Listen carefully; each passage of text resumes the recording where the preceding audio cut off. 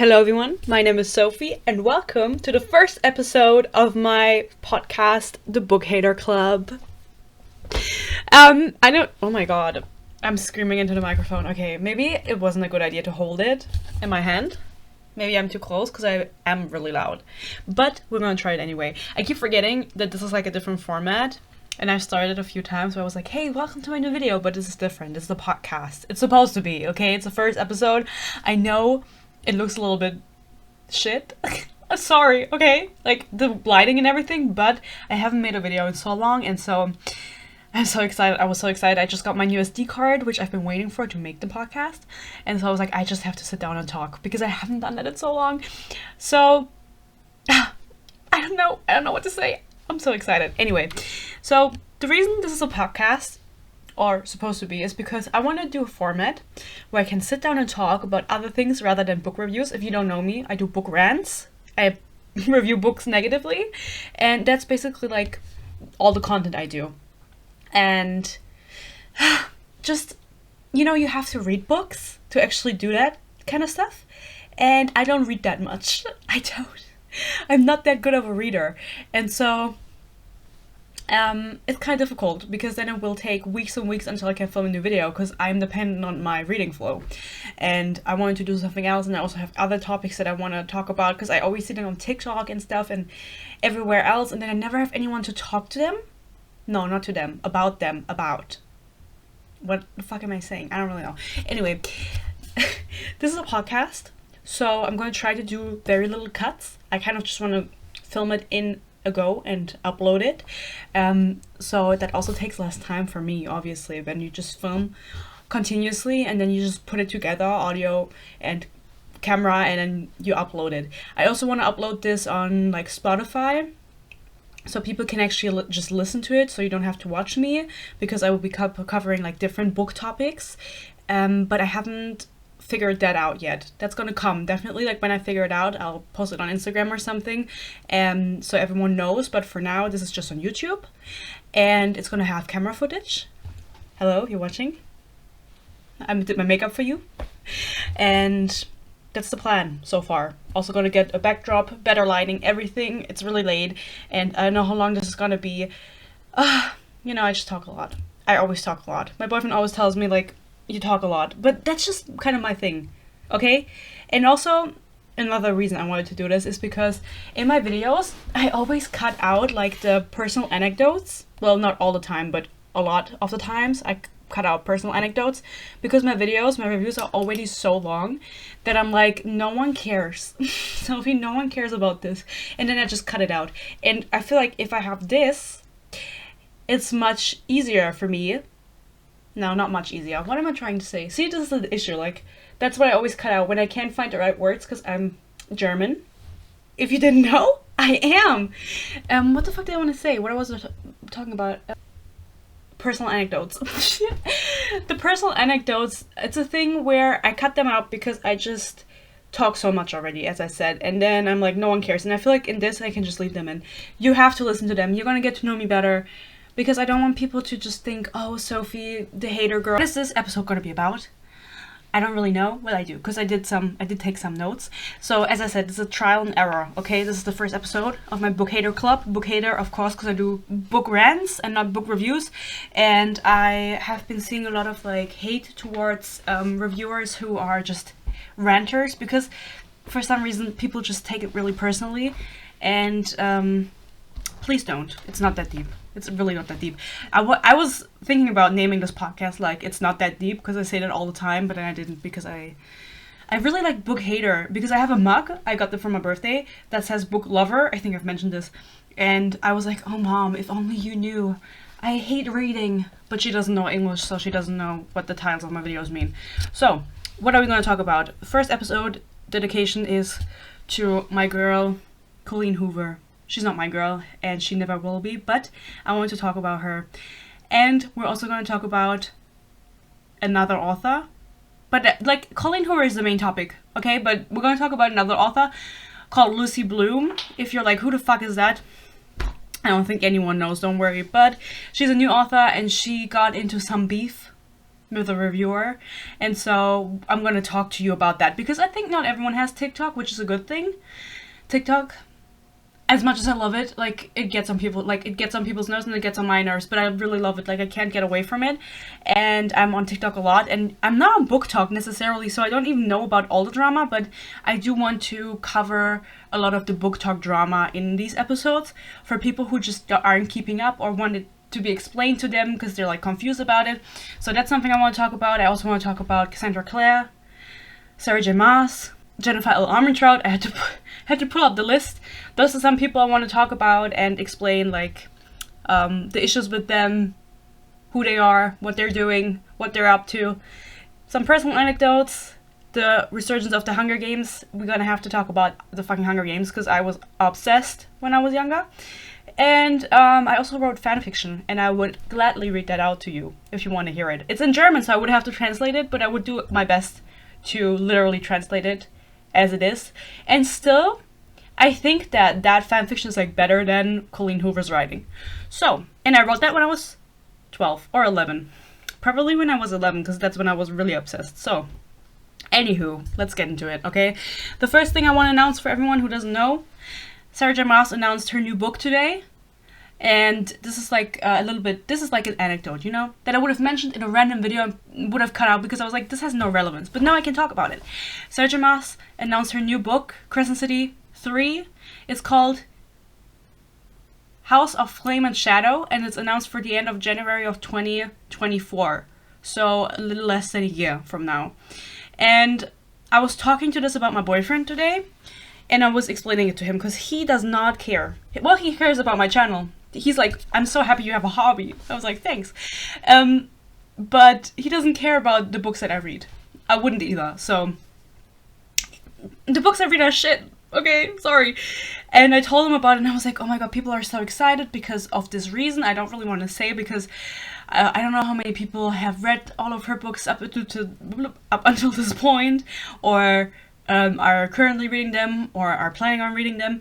But if you've read Crescent City 2, at the end of that something really big happens, and so everyone's really excited for Crescent City 3.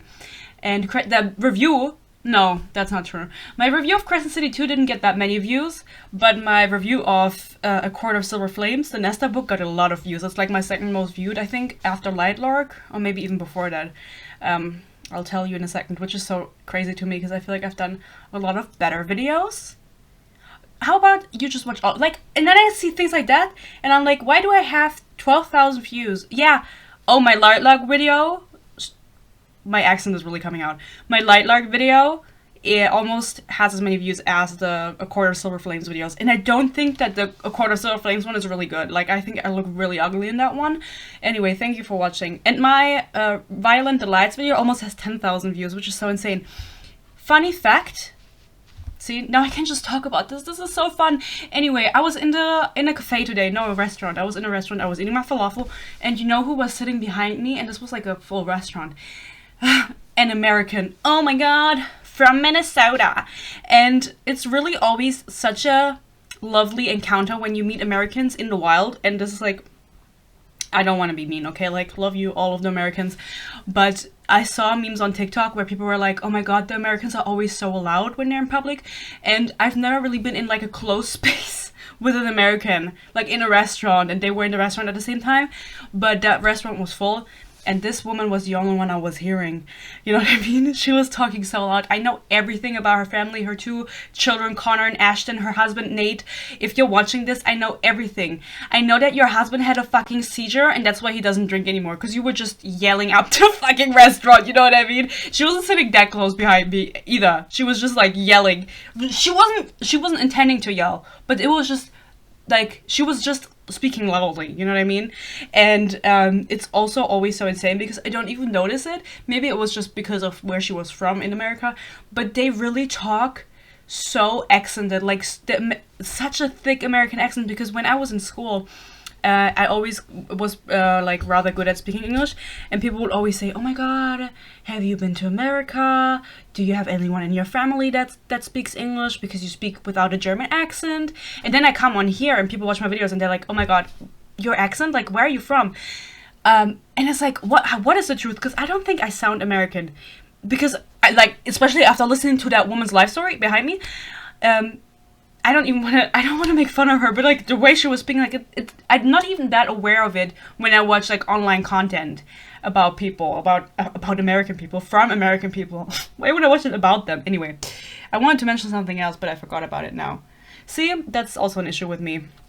Because of my videos, because of my video views, I don't really know. Yeah, I don't like the way I look in the A Court of Silver Flakes video, but of course, oh yeah, okay, back to the beginning of the announcement of the book. I was talking about it with my boyfriend, and I mentioned to him what happened at the end of the last book that she published, which I'm not going to explicitly say, but I told him about it, and he was like, oh my god, is that the same thing as Jimmy Neutron and Timmy Turner crossover episodes? I was like, yeah, that's exactly what it was like. So I thought that was funny because that was the first thing he thought of. Out of all of the media, that was the first crossover thing he thought of. And I was like, yes, exactly, boyfriend. That's exactly what I fucking meant. I'm going to tell him. I'm filming my podcast. Let's see what he says. He's going to say slay or something. So, Sarah J. Maas has announced her new book. Will we be reading it? Yes, we will be reading it. Sorry, I just have to read her books. I will do it when I do the episode about Sarah J. Maas. I will tell you how much of a stan I was back in the day when the old books, Throne of Glass and Echo Tower were still releasing. I can't believe that I was like a fan. At the time, those books weren't even completely out. That's insane, honestly. Like, I'm so fucking old. I'm not. I'm 22.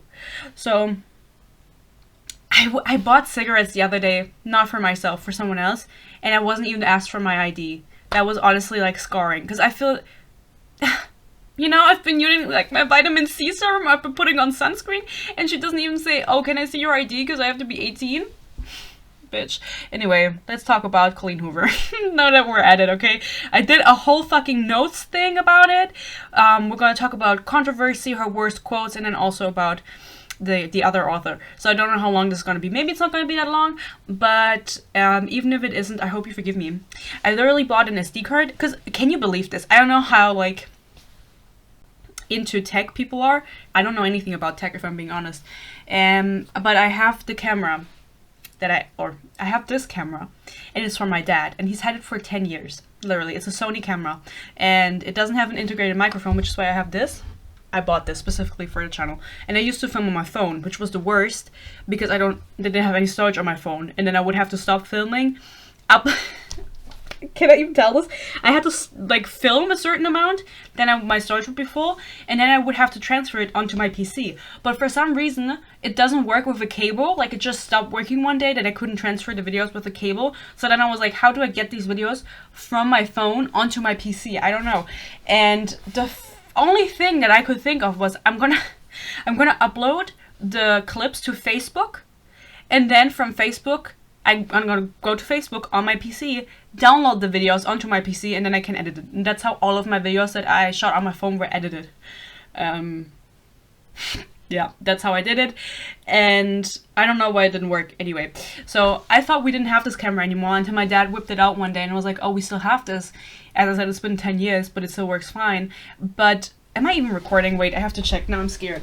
Sometimes I get scared and I have to check. Okay, yeah, we're good. Anyway, so he pulls it out, and I just kind of occupied it because I was like, I need it for my channel. I want to get a different camera though, because I don't know, I want to have something that's like mine, you know, because sometimes he asks for it back and I'm like, there's clips of me talking about cock on it. I don't want you to see that. So it had an SD card in it, and I didn't know how much was on it, but I could only film like 40 minutes at a time, and usually my videos are longer than 40 minutes. I mean, they are longer than 40 minutes. I always cut out a lot, and so they're usually double that time. And I would have to stop filming and then transfer it onto my PC and then continue filming, and it was really fucking annoying that I just couldn't do it in one go.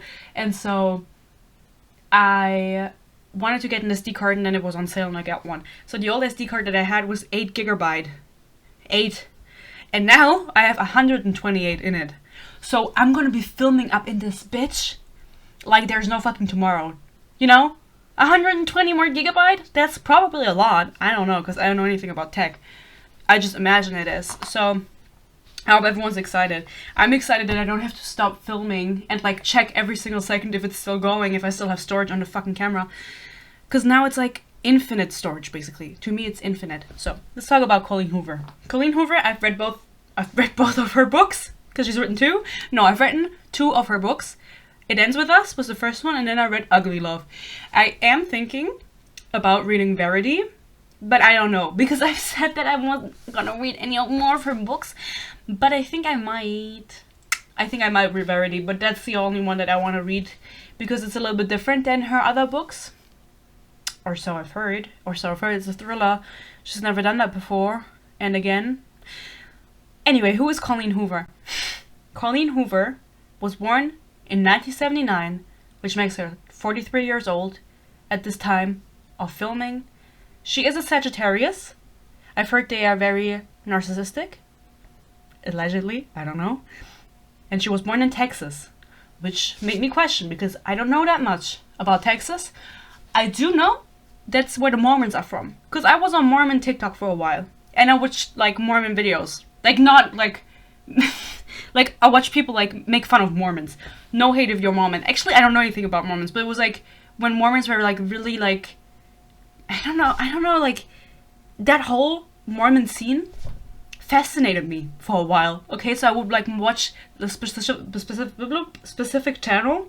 Is a couple that used to be Mormons, and they would review. I don't even know their names because I'm not subscribed, but they would come up when I was in my Mormon phase, and they would like review Mormon content and be like, "What the fuck are they saying?" Because they would say outrageous stuff. You know what I mean? And so I watched these 2. They're a married couple, and they used to be Mormons. And so the whole Mormon scene is like really fascinating to me. So I was thinking, is Colleen Hoover Mormon? I couldn't find it out. I do know that she's been with her husband since she was in high school, which I don't know if that's an indicator for anything, because I have always been with my boyfriend since high school. We've been together for 6 years. But yeah, is she a Mormon? Does anyone know? I googled this. Is Colleen Hoover Mormon? And I couldn't find anything, because she's from Texas. I think every Mormon is from Texas. There's also Mormons somewhere else, but aren't they all from Utah? Peace and love. That's what I gathered. And they soak. You know what soaking is? We're not going to talk about it anyway. It's so crazy to me, like how other people live. Sometimes I'm in such rabbit holes. Anyway, so she's a Sagittarius. I don't know that much about signs, if I'm being honest. I think it's fun. I'm a Capricorn. I am Moon. Aries Sun. Or what? No, my star sign is Capricorn, and the other one is Aries, and then my rising is a Libra. And I think that's the best combo. I don't know. But she's a Sagittarius, and I've heard they're very narcissistic. And her first book was called Slammed, and it was self-published in 2012. So 11 years ago. She's been in the scene for a long time. Now, you're gonna ask me, Sophie, okay, 2012, that was a long time ago. Maybe you weren't even alive there. Maybe you're 10 years old. I don't know. Then why are you here? You should leave. Don't watch this if you're 10. She was self-published, and then she started picking up, and I don't really know any of her books. I didn't even look up how many books she's published up until this point. Sorry, this is like really bad, but she took off in 2021. And she had like bestsellers before that, okay, before she took off. Because It Ends With Us was published in 2016, which is like a while ago. And so you're gonna say, why the fuck am I only hearing about it now and everything? Well, it's because she took off in 2021 because of BookTok. It was like a popular book vlogger, reviewer or whatever, who said that she really liked It Ends With Us. And then all the girlies jumped onto it and were like, acted like Colleen Hoover. They've never heard of her before. Now I have to say, when I've been in the book scene for a long time. Since I was 14, and I read all of the popular series back then, like all of the, like Shatter Me, Red Queen, all of that.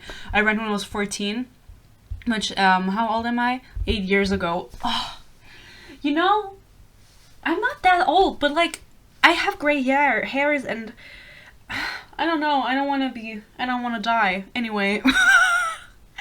No, I was thinking about it today because I was doing my hair and I was like, there are literally gray hairs growing out of like one spot right here. I don't want that.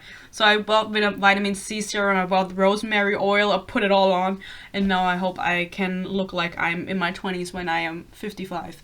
Anyway, Colleen Hoover. What was I saying? This is a big issue with me. Anyway, what the fuck was I saying about Colleen Hoover? whatever. She took off in 2021 because the TikTok girlies jumped onto it. Now, my opinion on Colleen Hoover is that she is not a good author. I've read... Oh, I was talking about when I read when I was 2015. I was 14, yes. So, when I was 14, I was already aware of her books, that they existed in the sphere. I never heard about It Ends With Us until now, but like November 9th, I remember that was like, I don't know if that was in that time that she published it, if she published it before it, but I knew about that one. Reminders of Him also knew about that one, but back then I already knew that I didn't like contemporary books. I tried them a few times and I never liked any of them. So contemporary books were off the record for me, and so I never picked up Colleen Hoover books. And now I did, as I said, It Ends With Us and Ugly Love, and I didn't like either of them. I don't like books in general anymore, but I also didn't really get it because I don't think that Colleen Hoover has a good writing style.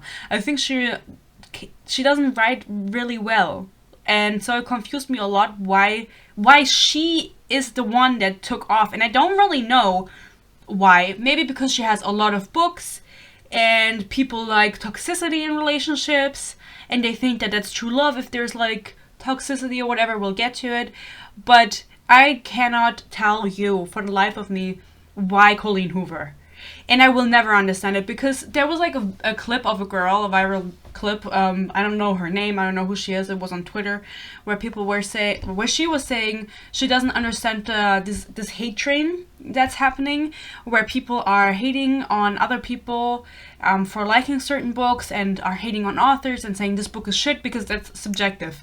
They don't know why they're going after other people.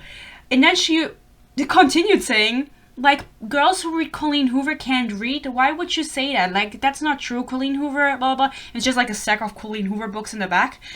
And it's like, you have to... I always think that people who really enjoy Colleen Hoover books just haven't read that many books yet. And that they were on TikTok and they saw people talking about Colleen Hoover. They pick up It Ends With Us. They haven't read that much in their life.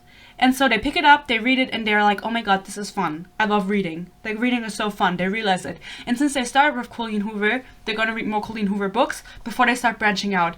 And maybe then, later on, they will have this revelation where they were like, oh my god, yeah, Colleen Hoover wasn't that good. But because they initially started reading her, that's like what they're set on. And then they have a weird connection to it because the books that get you into reading, you're always gonna be weirdly connected to that. That's my theory. That's my theory on Colleen Hoover's stance. But I don't know. Some people just genuinely really like her books, and I can't understand it because I don't like her writing and I don't like her stories. And I've read a lot of books in my life, so maybe that's why.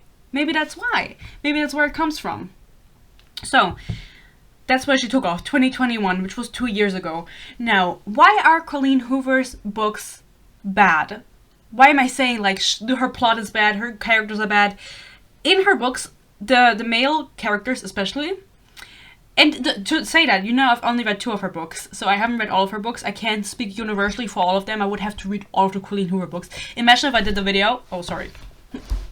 Imagine if I did a video where I read all of her books and ranked them all, and then, like, I became a Colleen Hoover stan? No, that would never happen. But, all of her male love interests or leads are very... How do I say? Toxic? Abusive? Manipulative? Towards the female main character.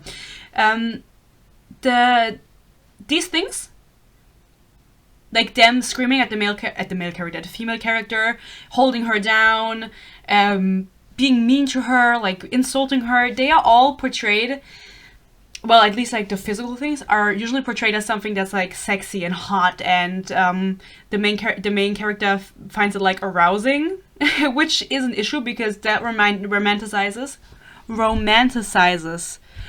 this kind of behavior. Sorry. Sometimes when I talk too fast, the accent slips and I just don't know what I'm saying. It romanticizes it. So, a lot of young people especially, a lot of minors, are reading Colleen Hoover books because they took off on booktok, they are on booktok, they see it, they read Colleen Hoover. And so, if you're a little bit older, a little bit more reflected, maybe you're not as affected by this, but especially if you're young and impressionable and you read these books, you are gonna think, wow, yeah, this is what I want. You're gonna be idolizing this kind of behavior where you see this and you see a man that's like controlling, manipulative, and you're like, this is what makes a relationship exciting. And the issue is that the characters that she writes, the female characters, they always not always, but from the books I've read, a lot of the times, go back to that male character that abused them and was mean to them. For example, in It Ends With Us, she ends it with the man after she has his baby. She's like, okay, the cycle of domestic abuse ends with us.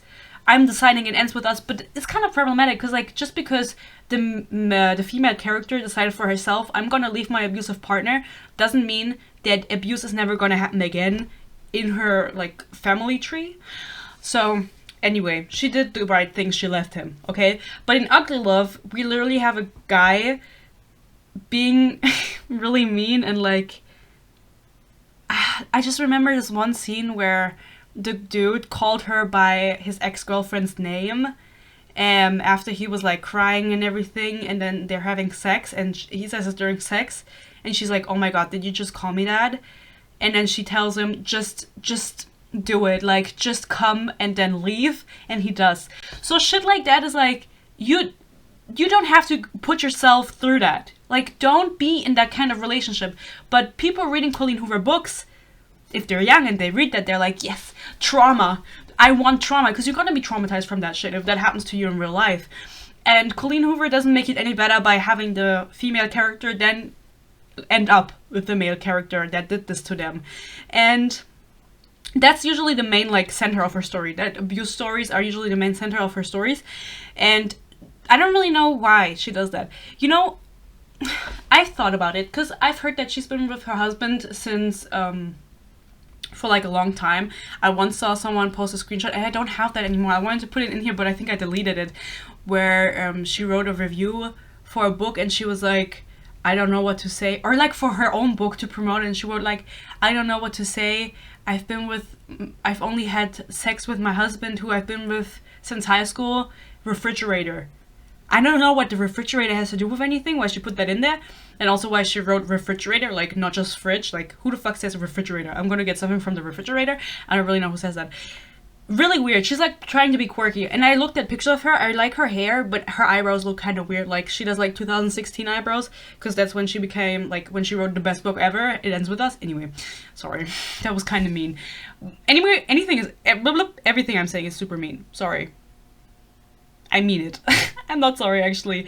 So, Colleen Hoover writes abusive characters in the focus of her stories, and the man is usually abusive, and the woman forgives him. And, I mean, that's not the only thing that has happened with her, but that's kind of the gist of her stories, you know? As I said, I haven't read everything, but that seems to be the focal point of all her stories. And I think, like, maybe she is writing that kind of story because she's been, like, in a happy relationship with her husband for a long time, and she's like, oh, I wish I would have had the teenage experience of being traumatized or something. I don't really know. I don't know why would anyone wish that, but anyway. Let me read out some scenes to you, some problematic scenes. This one is from her book November 9th, which, as I said, I remember but never read. It reads, I hold her tight, hoping if she feels how much I need her to stay with me, that she'll change her mind, but she doesn't. She releases me and opens the door to the cab. I've never wanted to use physical force on a girl before, but I want to push her to the ground and hold her there until the cab drives away.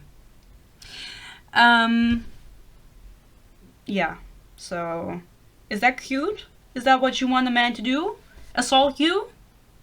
Yeah. Okay, and we're back, because fun fact, actually really, really sad fact, even though I put in the new SD card, it stopped filming after 30 minutes, which is really fun because I have been talking so much and I didn't notice because I can't see the screen. So, let's just do it again. So, that's so stupid. Why does it do that? Does anyone know? Because why it stops filming after 30 minutes? It has enough storage. It just stopped filming.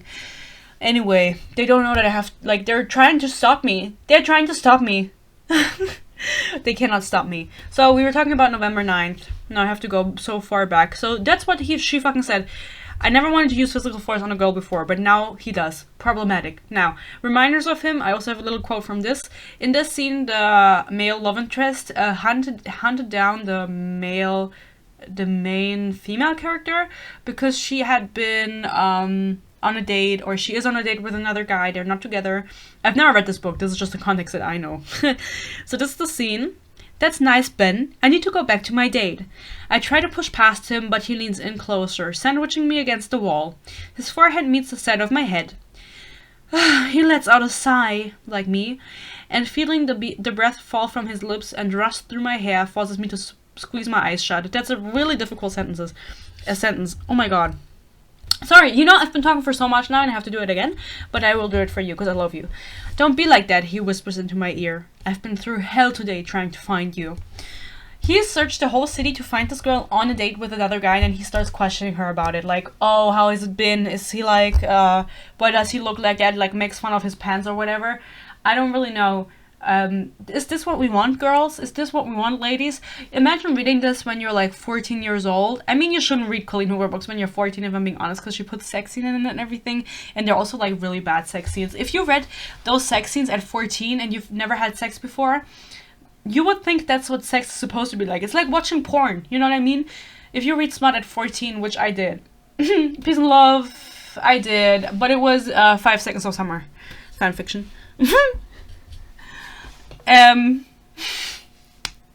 I did. No, I'm not gonna say that. I'm not gonna say that. Some other time. But anyway, you shouldn't read that because you're gonna think that's what sex is gonna be like. And it's not. And I just don't like Colleen Hoover. to get back to the point, I don't like her. This writing is bad. The way her sentences are structured, I can't keep up. But I don't want to. I really don't like her writing. I think she took off. I don't know why she took off. I feel like it should have been a different author. Do we like any romance authors? Because I know there's like a lot of threads on Twitter of people making fun of romance authors because their writing is just bad. And it's true that it's bad. Which is so sad, because why are romance authors writing such weird things? For example, I was reading the Spanish Love Deception recently, and there's a whole line where the man, he says to the girl, I love when you milk me. Like the milkman. Go watch my review, but it was really bad. Why do romance authors always write such bad sentences? They never write like any whimsical stuff that makes your not toes curl, but like butterflies in your stomach. Like when I read this, is there butterflies in your stomach when you read this? There's none in mine. There's never gonna be any in mine. But imagine reading this when you're young and then thinking, oh, if I want to have I want a relationship where I have drama and the guy beats someone up for me and he's jealous and everything. You don't want that. You don't want that. Trust me. Peace and love. Okay. I've been with my boyfriend for 6 years, and he's always told me, you're your own person, you make your own decisions, I'm never gonna tell you what to do, and he never has told me what to do. He's only ever told me to, go brush my teeth because my mouth stinks, but he has been right, because I just ate onions, you know what I mean? So, let's talk about some more of her controversies. First of all, just so you know, in case you weren't aware, in 2022, Colleen Hoover outsold the Bible. She outsold Jesus Christ. She outsold him, and God. Honestly, that's insane. I saw somewhere that it said by 3 million copies. How accurate that is, I don't know. But, it doesn't matter how many copies it was. She outsold the Bible. And I don't know who's still buying the Bible. Don't you... there's enough Bibles in the world, isn't there? I don't really know. I'm not religious. Anyway. But apparently a lot of people still buy it. And I was also under the impression that the Bible was the most sold book. Or, a religious text was the most sold book. And the fact that Colleen Hoover is she's above Jesus, basically. That's what it's saying. That she's, her word is the new Bible. Colleen Hoover is the new Bible, basically. It ends with us. Imagine outselling the fucking Bible, and she must feel so smug about it. And I just feel so bad because I feel so bad for her fans, because she genuinely can write well. But as I've said, I think people who like her books, maybe they read her books when they got into reading, and then they have a weird attachment to it, and then later on they start reading different books, and then they start expanding their taste, and they realize that Colleen Hoover wasn't all that good. But that revelation comes as you mature in what you read, and you're always gonna have a weird attachment to the first book you read. Always. The first book that gets you into reading, you're always gonna think that's you have a weird sentiment for it. And so I think a lot of the booktok girlies, the romance girlies, they start with Colleen Hoover because she's just so forced into your face. You're force-fed Colleen Hoover. Yeah, that's what I think. And so I hope they learn I hope they learn. Read different books. There's better romance authors, I'm sure. I don't like any romance, but I'm sure there's better romance authors. So, you know what else happened with Colleen Hoover? She is so happy because It Ends With Us is going to be a movie. It is going to be a movie. And the producer, his name is Justin Baldoni. He was part of Jane the Virgin, which I never watched. I just read that online. But apparently he is the producer. He read the book. He liked it. He wanted to produce it with his own company. And that was, I think, already back in 2019. But then the pandemic hit and then he couldn't do anything. And so now they made an official Instagram account for the movie. It Ends With Us movie. And at the time of me filming this, it has 47.7 thousand followers, which is not that many. That's not that many. You know, don't get in your head. But for some reason, this Justin guy, not Justin Bieber, but Justin Baldoni, thought it would be a good idea to produce this movie. Not only produce this movie, actually, but also play in it. And instead of casting himself as the homeless hottie that the main character eventually gets with, because he's a nice guy, he cast himself as the abuser. Kyle? No. His name is not Kyle. What the fuck is the guy's name? The evil neurosurgeon? Ryle. His name is Ryle. He cast himself as Ryle, not Kyle. Well, either or, it doesn't really matter. Which is weird, because people didn't really want him to do that. They wanted Theo James, you know, from Divergent. Divergent? No. Love Theo James, my friend, but I used to have a friend. I used to have a friend, and she was really obsessed with Theo James when we watched Divergent. We used to go watch all of those like dystopian movies in the cinema together, and she loved Theo James, and I was never really into him that much, but now that I've matured, I realized that he's really fucking hot. And the other day I wanted to watch Divergent again, but it wasn't available anywhere. Can you fucking believe that? Like, I literally have all of the subscription services you could have.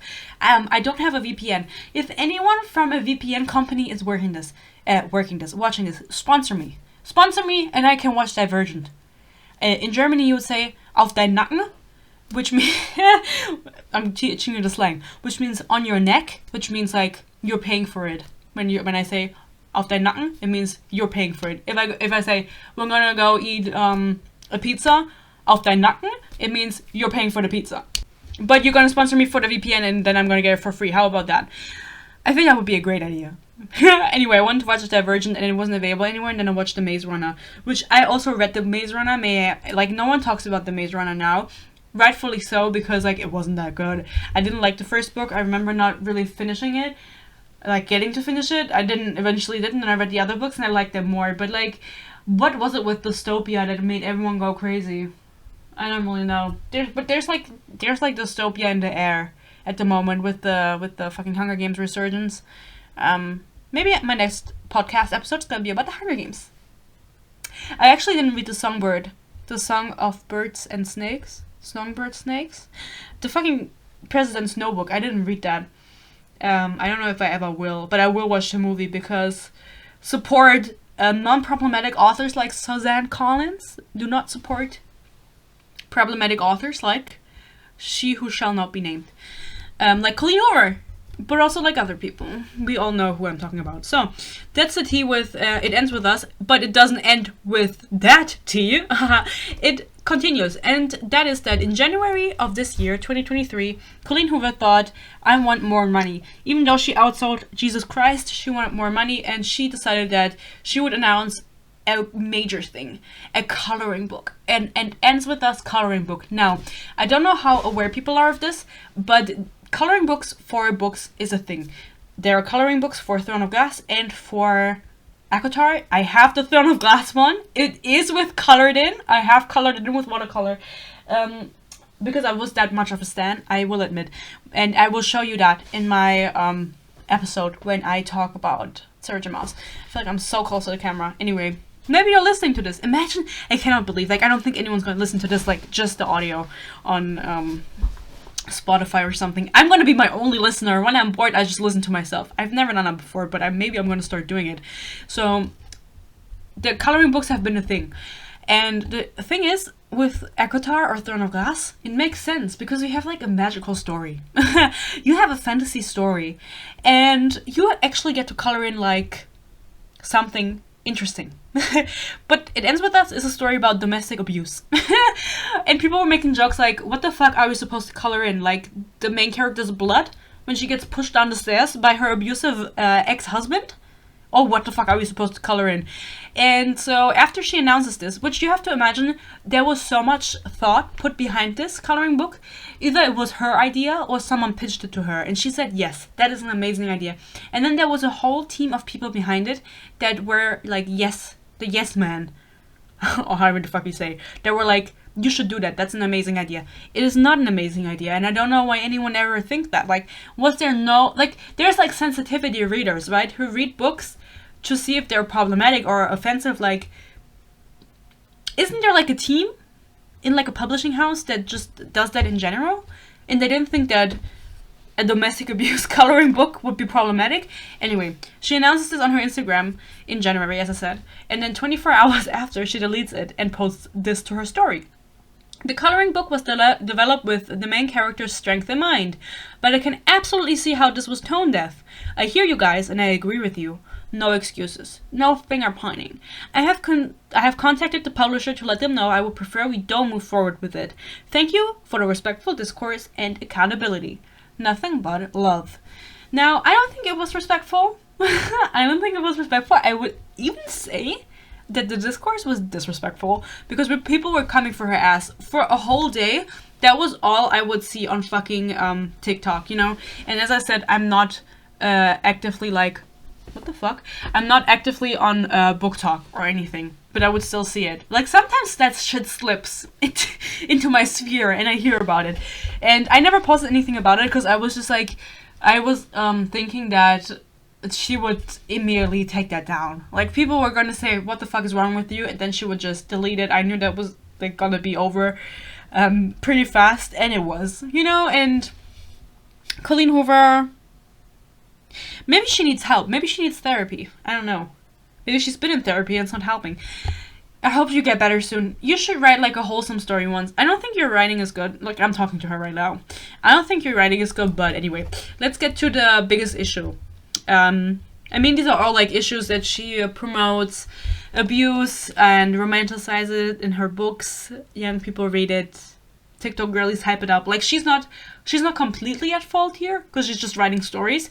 It's also like the community that's hyping her up, that's like unaware of what them promoting it, like the best piece of fiction ever, to their young audience, and not saying like, hey, this is about abuse, like, be aware this is fiction, never do what the main character is doing, but they romanticize it. They say, you know what, this guy fucking me on the floor in Ugly Love, saying his ex-girlfriend's name, and me telling him to finish inside of me is a good move.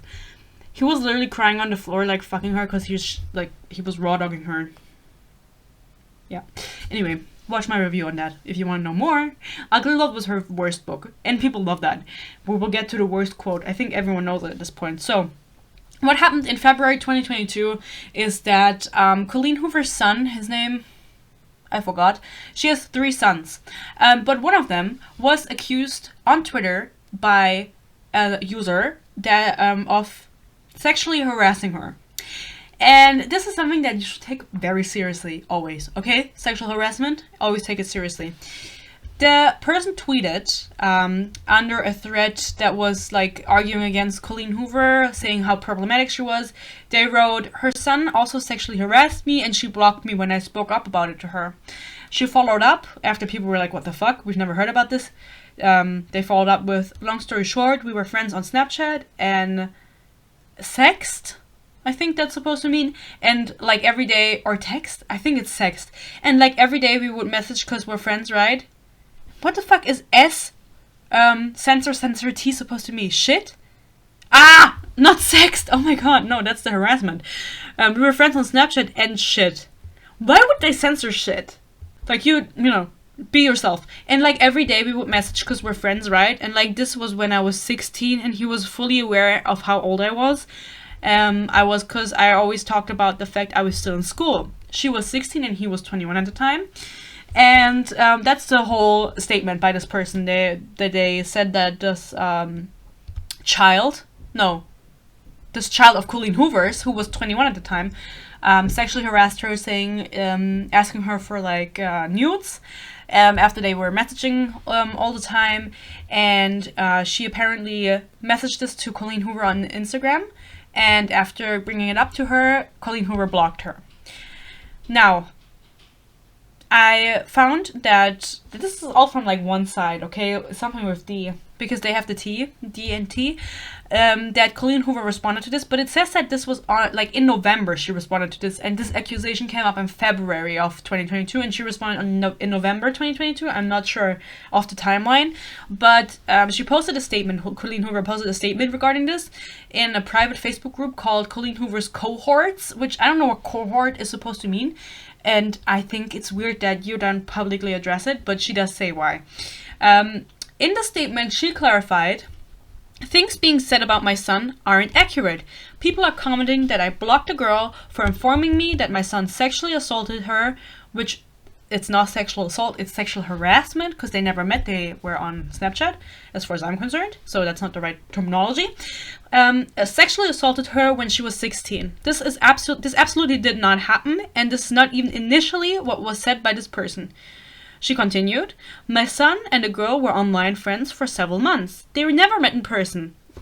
So how did he sexually assault her when he wasn't there? He sexually harassed her, Colleen.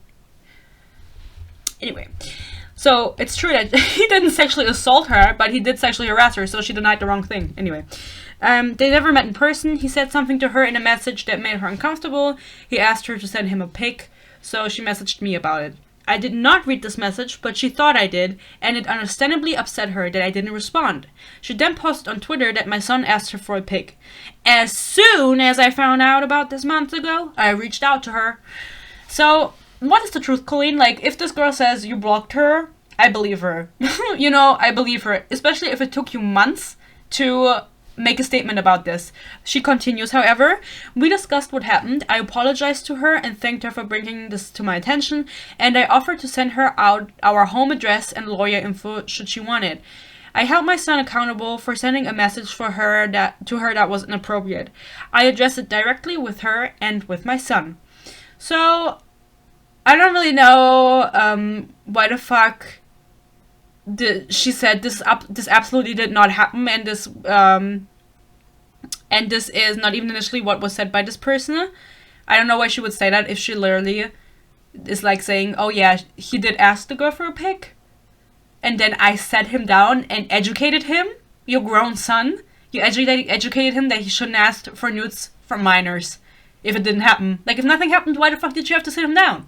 You know what I mean? Like, I don't really get it. Because the girl said her son sexually harassed me. Oh.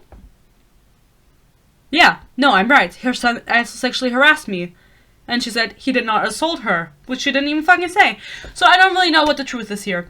I do believe that, because if she promotes this shit in her stories, why the fuck wouldn't her son think it's okay to ask a minor for pics if that's what promoted? That's what's promoted in her books, you know?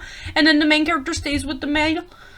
I don't really know what the truth is, but that is definitely an issue, and I don't believe Colleen Hoover. I don't know what this girl gets from lying about it, especially, like, she could have come up with it, like, she could have blown it out of proportion way more. You know what I mean? There's nothing for this girl to gain from just randomly stating this, and if Colleen Hoover said, yes, they were friends, and yes, he asked her, like, it happened. You know what I mean?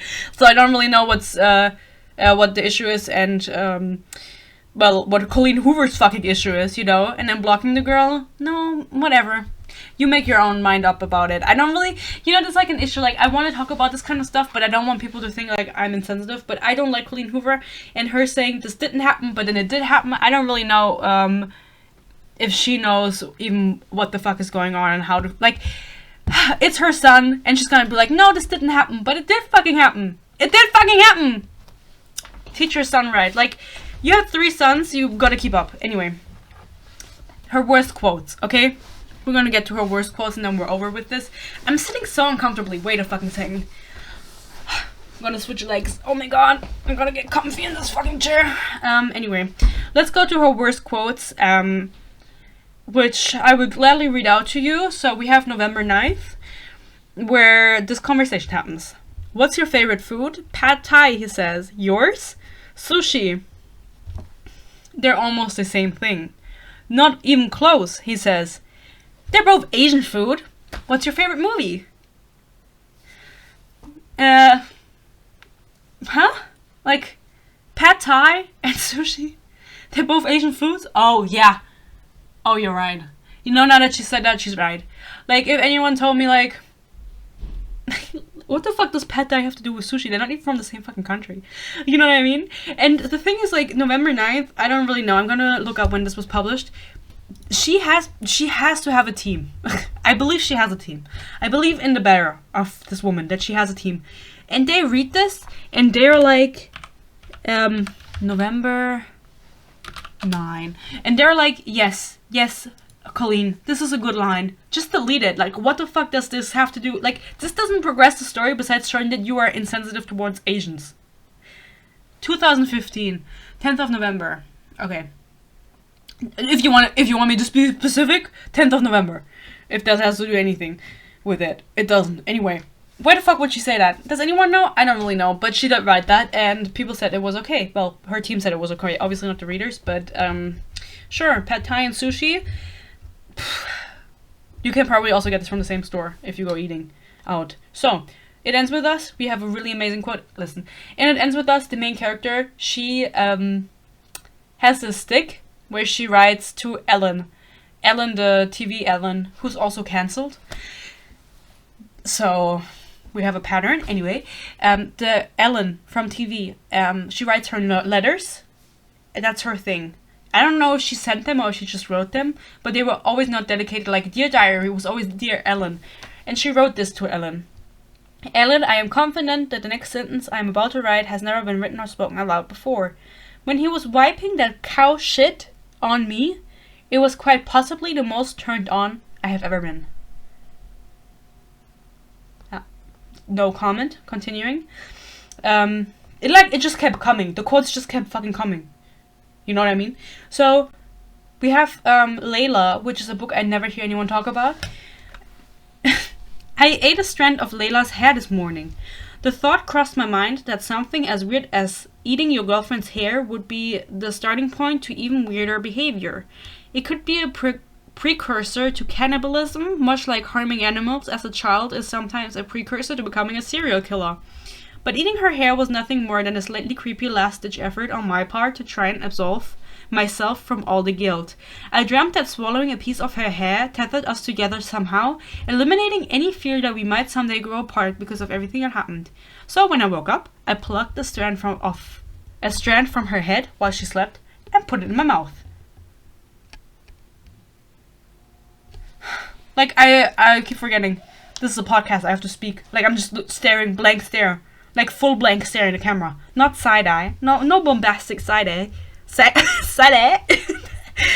Just a blank stare. Why the fuck would she write this? How does she come up with this? You know what I mean? They're just weird. Her books are just fucking weird. Last but not least, the quote that unified us all in hate towards her. And I read this quote, and I could not believe that I just read this. The thing is, like, this is a waste of time. Like, Colleen Hoover books are a waste of time. Thank you for this baby. Not thank you for this baby, but thank you for this baby, she says from the back seat. He's beautiful. I laugh. You're responsible for the beautiful part, Rachel. The only thing he got from me was his balls. She laughs. She laughs hard. Oh my god, I know, she says. They're so big. We both laugh at our son's big balls. And I think that about wraps it up. Colleen Hoover's writing. In case you were like, okay, Sophie, why are you saying that her writing is bad? Like, that's objective. It's objectively bad. No, wait, it's subjective. That's the right way. It's subjective. It's subjectively bad. It's objectively and subjectively bad. Imagine this. The thing I see people say about Colleen Hoover, like saying, I don't know, what did they say? Jane Austen. No, Colleen Hoover could write Pride and Prejudice, but Jane Austen couldn't write Ugly Love or some shit like that. They said on TikTok. Thank God she can't write. Thank God she's dead, you know, so she doesn't have to read this. Anyway, I was on Twitter, like, looking up what people had to say and, like, looking for these quotes because I haven't read all of her books. So I was just looking for Colleen Hoover quotes. And I was under this video of a girl where she was saying, oh my God, I don't like this trend of people. I don't know who this girl is. I just saw this clip, okay? She's like a booktuber or something. I don't know her name. I don't want to know her name. She said, I hate this trend of people hating on books where they do rant reviews. And I was like, oh my God, she literally watched like my video and she made the statement. Don't watch my videos if you can't handle the heat. No, I'm kidding. You can watch my videos still, but please don't tell me to kill myself. So she said in this video, oh, I hate this trend of people saying they hate books and talking down on other people for liking books that they hated because that's so subjective, blah, blah, blah. And I've never come for anyone who if I see on TikTok that people are like, oh my God, Colleen Hoover, you have to read Colleen Hoover, I don't go in the comments and I'm like, no, bitch, they're bad. I let people live their lives. I don't go into other people's businesses. But then she said she specifically hates it for people who tell you that if you read Colleen Hoover, like this meme where people say if you read Colleen Hoover, if she reads Colleen Hoover, she can't read, is the meme. Which is true. No, I'm sorry. And then someone under this video on Twitter wrote, what's the meme she mentioned? If she reads Calling Uber, she can't read? Lol, I'm sure I heard that wrong, lol. And I love that. If she reads Calling Uber is what they understood. It reminded me of that one meme with the I've never been to Uber driver instead of Uber driver. I love Uber. Uber is just everywhere. I've never used Uber. I only use Uber Eats. You know, Uber Eats is new in Germany. And my boyfriend and I have been using it. And it's so fun because you can see where your delivery driver is. Like on the map, you can't see it on other delivery apps. There's like pretty much only one big food delivery app in Germany besides now Uber Eats. And then you can see like their name and their profile and how many deliveries they've made, and you can see where they are and you can chat with them and call them. And we always love seeing who our driver is. We love seeing them. And I think it's such a fun feature. But yeah, I've never read Uber. I've never been to Uber driver, and I also don't know who I've also never read Calling Uber instead of Colleen Hoover. I thought that was funny. I wanted to include that. So, but that wraps it up, guys. That literally wraps it up. I don't have anything more to say about it. I think that Colleen Hoover is problematic, that she shouldn't publish. She should be cancelled. She should be cancelled. You know, she can continue publishing if she just stops writing about abusive relationships. I wouldn't have an issue with her. But the thing is, if you are popular like her, you're gonna get people criticizing you no matter what you write and how you write. But I think with her, that hate is deserved. And then people on Twitter were like, what the fuck, I can't believe people are calling Colleen Hoover problematic. But that was before like the whole coloring book and her son sexually harassing someone, which is insane. Imagine that being your son. Imagine being a parent of a child that like sexually harasses someone. Like, I would feel like I failed. And she just blocked the girl. I believe the person that was like, or the girl that posted who was like, she blocked me. I believe her that Colleen Hoover blocked her. That bitch doesn't want to take accountability. She had to with the coloring book. But maybe you should start writing like a non-abusive books and then we can talk. So you can tell me your opinion on Colleen Hoover. If she's done, sorry, I have to drink something. If she's done any more things that I maybe missed, any more quotes of hers that I don't know about, that are really bad. And I actually don't know when her next book is coming out. And as I said, she published It Starts With Us as a sequel to It Ends With Us. And I've literally never heard anyone talk about that. That's so insane to me that people were hyping this up to the skies and like talking about like this is gonna break the internet when it comes out, and I never heard anything about it. I never heard anything about it. I just remembered I have uni tomorrow. I just got a little sad. Let me drink something. Yummy. Anyway, I don't want to go to uni. Okay, now that we've wrapped up Colleen Hoover, let's talk about Lucy Bloom, because I want to bring the story closer to you. As I said, I want to talk about book talk drama for the people who are not on book talk. or just can't really follow the drama, which is like peace and love, I get it. So we're beginning with Lucy Bloom. I can definitely make like an episode where I catch up with all of the drama that has happened so far this year, because like it's unhinged. BookTok is unhinged. TikTok in general is unhinged, and then BookTok even more so. So this author, her name is Lucy Bloom, with like the main character from It Ends With Us, Lily Bloom, and she wrote her debut novel, The Manuscript. So this was in the beginning of March, by the way. This is recent. This was still this month. Well, the beginning of March is the 15th now. The 15th. Oh my god. Energiepauschale. To all my Germans, go do it. The Energiepauschale. I still have to do it. Anyway. Auf Start sein Nacken. Anyway. So, you don't have to understand that. She wrote The Manuscript. It's her debut novel, and this was on like the 5th of March or something, so 10 days ago. There was a reviewer who was also invited to like the publishing party, which I don't really know what that is. I don't know what that means. Their name is Book Through My Veins, and they have 7,000 followers on Instagram, and I'm sure that they've just like gained more now after this drama, because it was really like a big thing.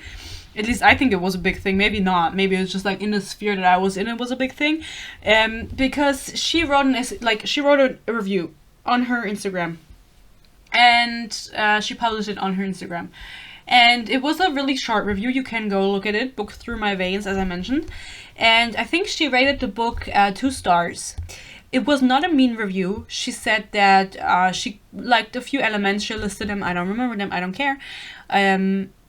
But she did criticize one thing, and she said at the end, she said, this book wasn't for me, but I'm sure there's gonna be people out there who love it. So the thing she criticized was the main character was too perfect, and she didn't like the fact that the main character felt unrealistic because they were just too perfect. They were loved by everyone.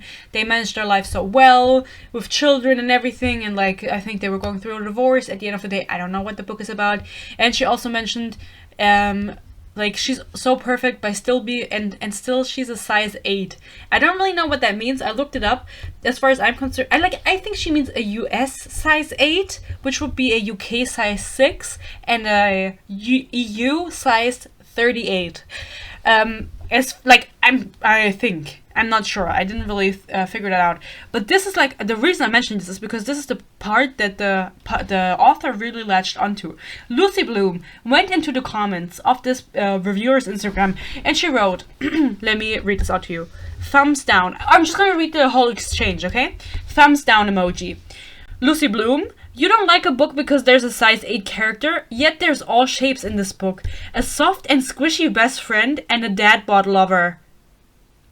But is there a dad bod or just a dad bod lover? And also, if anyone called me soft and squishy, if I was like a little bit bigger, which I am, I would not, like, what the fuck? I don't want to be called soft and fucking squishy. And as far as I'm concerned, the author of this book is skinny. Anyway, that's like weird terminology. You don't like this book because the protagonist is perfect, but this is a book about her idiotic decisions. Why, Camilla? You say you can't get past details, but you've missed all the details that you criticize. Which, she was just butthurt, okay? It's her debut novel. This was probably like her first negative, it wasn't even a negative review. It was just like, I didn't really like this book, but other people will. The review was really fair. It was at no point mean. The reviewer wrote like, I just can't get past these details. Like, I just couldn't get past how perfect the main character was, blah, blah, blah. But she wasn't being mean. But the author just got butthurt, which is like, should you publish books if you get butthurt easily? Like, if you like publish your own work, obviously you're gonna be protective over it, whether like in any art form, and you're not gonna take negative criticism very well. But then maybe you shouldn't publish, honestly, because it wasn't even a bad review. You know? Do you want me to read your book? Would you cry if you watched my video? Anyway, then the reviewer comments back. Hi Lucy, do you mean my opinion of your book is invalid because I interpreted your work in the wrong way? And then Lucy Bloom comments back, did I say it was invalid? I have said it is inaccurate. I feel like she has a southern accent. I'm not gonna do it. Two very different things. You say you're big on details, but you've overlooked the detail to produce an inaccurate review. So she's basically saying like, what is she saying? She's saying the reviewer overlook the details so she can write a negative review on purpose, or an inaccurate review on purpose, which doesn't make any sense. Do you think it is fair for the reviewer comments back? Do you think it is fair for you to determine the accuracy of my opinion? I am a reviewer. I share my opinion about books. I am not obligated. It's obligated, Sophie. I'm not obligated to love every single book I read, which I am sure also happens to you. It is a shame that you got fixated on those comments, but you did not appreciate the compliments I gave you and your writing. Reading and appreciating art is subjective. We all interpret things in a very different ways. Sorry, I get so shy when I have to read. There is no accuracy in appreciating novels, which is true. Because, like, what the fuck is the author even trying to say? Like, you didn't like a size 8 character? Like, she's so fixated on a fucking size 8. You didn't like a size 8 character, and so your review is invalid? Huh? I don't really know. The author comments back, no, you've misunderstood. I'll leave you to your misunderstandings. And then the reviewer comments back, I have not misunderstood, Lucy. There were things that I liked about your book and things I did not. Simple as that, which she did write in her review. You did not like my opinion and that's on you. I invested time in reading and reviewing your book respectfully and I articulated the elements that I did not like. You also know that I invested in time in attending to your launch and promote your book, even after I had read it and formed my opinion about it, which is like, kudos to her. I truly hope you don't treat other readers like you have treated me. This speaks way more about you as an author than me as a nobody reviewer who posted an opinion on a book. Period. She has to actively seek out these things. I mean, especially if she was at the fucking launch party, even after she was like, I don't really like this book, but I'm still gonna go and because I believe that other people are gonna like it. I've been spitting so much, by the way. I hope you can't see that. I'm still gonna promote it even if I didn't like it because I'm sure that other people will like this. I just got stuck on these details that I didn't like of the main character being a fucking Mary Sue. What the fuck? Like, I will never be able to understand this because I truly believe that if you cannot handle criticism as an author, this is your debut novel, this is not the industry for you because books are so subjective and people are, I've mentioned this before, even if you are the best author in the world with the most positive reviews in the world, you are always going to have that one person that's going to give it 1 star. And if you can't handle that, like, already, you're fucked. And I saw on Goodreads, people in solidarity went and rated her book 1 star, which now I think it has a rating of 1.53, which to me is a 1 star. I'm not even gonna round it up, it's a 1 star. And if she just had accepted it, been like, okay, thank you for your opinion, I will take it into account, then maybe this wouldn't have happened. But it did. And it's your bad. You know, now your book is a 2 star. What you gonna do about that now? Cry? You gonna cry? No, I'm sorry. I don't want to be mean. I shouldn't say that. I am mean. Now, this was not the last thing that happened in this situation. For some reason, the author decided a few days after this to post to her Instagram. I don't really know why she thought this, and I think that I think she writes contemporary, I will never read that anyway, but just I advised nobody to ever read her books, especially if she's gonna be like that to reviewers. We have to stick together. As readers, we have to stick together. She posted on her Instagram, which this made her so much more like, I'm likable, and it just shows that she's a little bit of a misogynist and a little bit of internalized misogyny, but she posted a text conversation with someone from her team. And she wrote, why are women such cows to each other? And this was absolutely related to the situation with the reviews, meaning she is calling the other person in the situation, the reviewer, a cow. And then the person answers, which, by the way, this is a dude. No idea, but as a man, I should be grateful. If you women ever switch it up and spend as much energy lifting each other up as you do tearing each other down, men are fucked. With a capital F. Yes, indeed. Thanks for the pep talk, is what she replies to that. This is insane to me.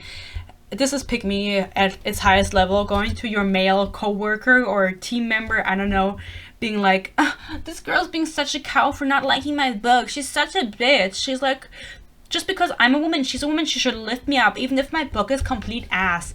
And then posting this on social media and thinking this is like a gotcha moment, and then being like, yeah, I just get along with men so much better because they're less drama. you are part of the problem. You are the problem, basically. So she turned off comments on this, by the way, because she can't handle it. She continues in the caption. Women hold up half the sky, but they do this while they kick each other in the chins. Chins? No, shins on your leg. They kick each other in the chins. I was actually I was actually watching Rocky with my boyfriend for the first time. I don't know if people still watch Rocky, but I know the Creed movie just came out. And we're watching the Rocky movies for the first time. And we're on Rocky 3 now. And they don't even box that much, by the way. Insane. I always thought this was like a full boxing movie, but they box like twice. But so far the third one is the best, I have to say. And so maybe that's why I said chins, because they punch each other in the chins. But I meant shins. She continues. Randomly, my stalker was a woman. Okay. I don't care. Like, I didn't ask if you had a stalker. My persistent trolls have all been women. Interference in my career? Women. Men simply don't see me as a threat. Maybe because they don't like you. Maybe because no one fucking likes you.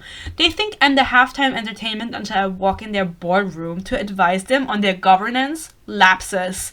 Emoji with sunglasses. Feminists will shout me down for suggesting mean women even exist. I'll wait. They always do. Or they'll tell me it's my responsibility to nurture women right. Always keep your expectations of me nice and low, folks. That's what they say when women tell me I've disappointed them. You're a fucking Karen. You are a fucking Karen. And it doesn't matter what I say.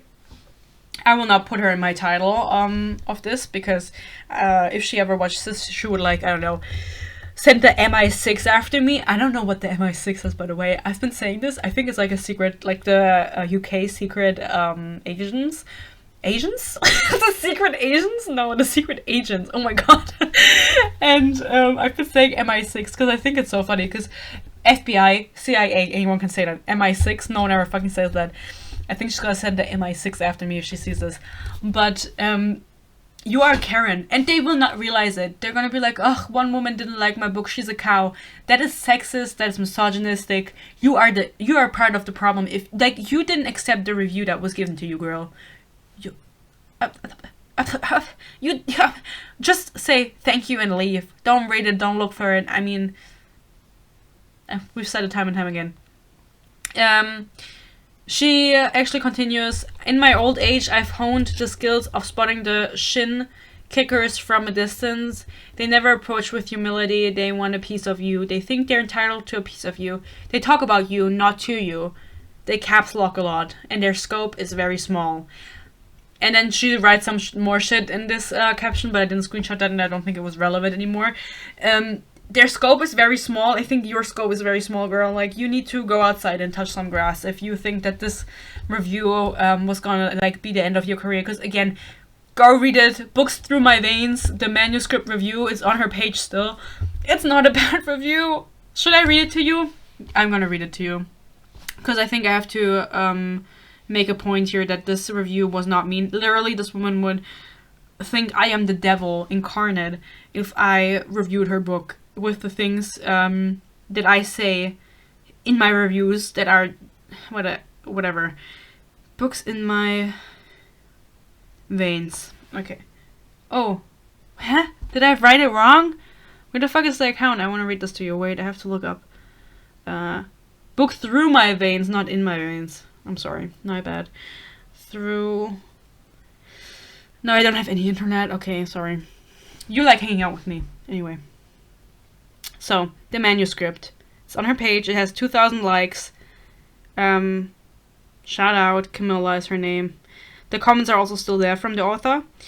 The review. Should I read the whole thing to you? It's kind of long. I'm gonna read out the bad part, okay? Because she does start out good and positive. She says every single storyline, and there are plenty, is interesting and inventive.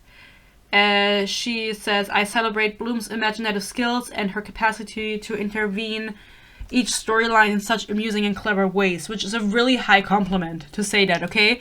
And then she goes, unfortunately, I cannot turn off my intuitive close reading habit, and as a reader, I always get stuck on the details. What can I say? Old habits die hard. It was almost impossible for me to move from the issues I had with the characterization and focus on anything else. Although I was able to appreciate the doubtless good intentions behind the fun take on the adventures of a white 40-something divorcee woman, I was still not convinced by the superficiality and the characters, especially Edith. The utter perfection of Edith did not sit well with me. Apart from the brief mention of her workaholic years that led to her ultimate divorce, nothing made Edith relatable at any level. At a first glance, I conclude that the protagonist simply had no flaws, but with further reflection I realized that she did not have any substantial personality traits beyond how good she is at everything and to everyone. Other characters, I hate those characters that are just like so naive. Not naive, but like everyone likes them, no one likes you.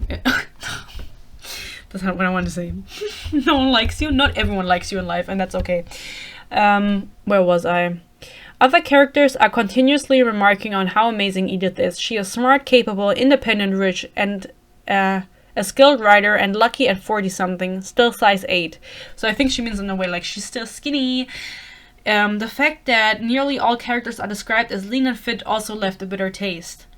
Which is why she eventually said, there's a soft and squishy best friend and a dadbot lover. But where are the dadbots? They just love them, but they're not in the book. Overall, the manuscript is an entertaining, fast-paced novel that will be perfect fit for readers that, unlike me, do not get stuck on the minutiae. Whatever. T. Unfortunately, I was unable to appreciate it more given my personal preferences when it comes to characterization and relatability. So that is the review, basically. I just didn't read up the first part, but that is not really important. She was just praising the author's writing. That review was not mean. Was it mean? It was like valid. And then the author's like, you didn't get it. You didn't get it. You are stupid. You don't get my book. This is a fucking contemporary novel. How much of it can I not get? It's not gonna be that complicated to read. Fuck you, Lucy Bloom. If you're watching this, if you're here, fuck you. And I hope you, honestly, you grow up and learn. I mean, I don't know how old you are, but I hope you learn that this was not that bad. And then going, like, 3 days later, still being so worked up over it that you post this misogynistic text with your fucking Google research team member or whatever, who's a dude who's like, oh my god, yeah, fuck women. And you're like, yeah, fuck women. And you think you have, like, a gotcha moment. You need to wake up. You need to, like, take a vacation. Actually, no. Maybe, like, maybe a vacation. Actually, you just need to take your time off the internet. She has not apologized.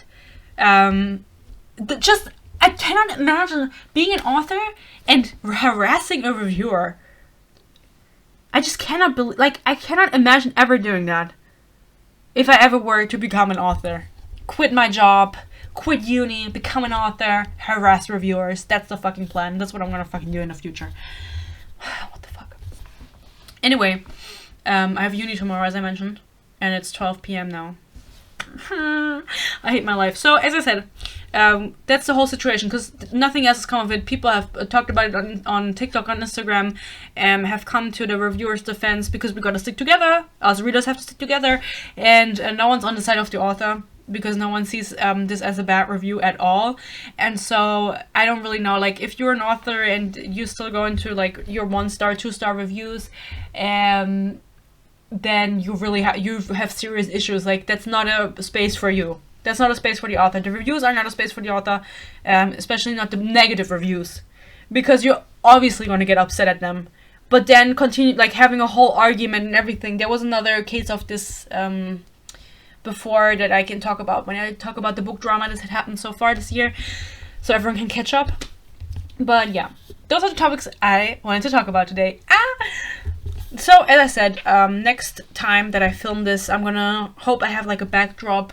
Like, I just want to get, like, a tapestry with, like, something on it, and better lighting and everything. But I just really wanted to film, because this is, like, also on YouTube, so I really wanted to film a video, because I haven't made one in so long. For the people who care, I'm currently reading Defy the Night, Defy the Day, Defy the Dawn, Dusk. I'll be with you from dusk till dawn. Zayn Malik. I love One Direction. Should I talk about my One Direction obsession? No. I would never hear the end of it. So, yeah. Defy the Night. That's not what it's fucking called. I don't Defy the Dawn. Something by Bridget Camara. I've read one book of hers before. A Curse So Dark and Lonely. I didn't like it. I'm not liking this. But that will be my next review. And it's not going to be a good review. I just wanted to give her a second chance. Mrs. Bridget. and I just thought I just can't get with her writing. The end of the plot is really fucking stupid and dumb, and I could smell the plot twist from 10,000 miles away. So it's not that bad, actually. The book's not that bad, but it's just kind of boring. So I will be making a review of that soon. I just have to finish the book, and my uni started again, and I was really depressed for a while because we got our reviews, we got our exam results back, and I actually failed one really big exam that I had. I wrote 4 exams and I failed 1 out of 3, which is like, oh, that's a good quota, but for some reason I fail like at least 1 exam every semester, which is like, how the fuck does it even work, girl? I just feel so stupid. I was really depressed. I wasn't doing anything, wasn't reading, wasn't like in the mood to do anything, and then it just puts a lot of pressure on you when you have like a channel that you have to constantly make content because you see other people doing it. But then I'm like, they're not in uni, and if they are, like, kudos to them that they can do so much. But I want to do videos, you know? So this is why I want to start doing different content like this, where I just sit down and I just ramble, basically, and I talk to people about stuff. And so I'm really excited for people to comment on this, because I love reading comments about your opinions on these things and things I should talk about. I also want to start doing Sims videos with like book related, but I have to wait until I have money so I can buy Sims DLCs. I don't have any money. So anyway, I love you all. Thank you for watching. Welcome to the Book Hater Club. We're here to rise up, and it's only going to get better from here. Only going to go up from here. I love you so much. Thank you for watching. Thank you for listening. I'm your host, Sophie. And until next episode, I'll think of a schedule, okay? I promise. I don't know yet. Until next episode, next week. Next episode, next week. Love you. Bye-bye.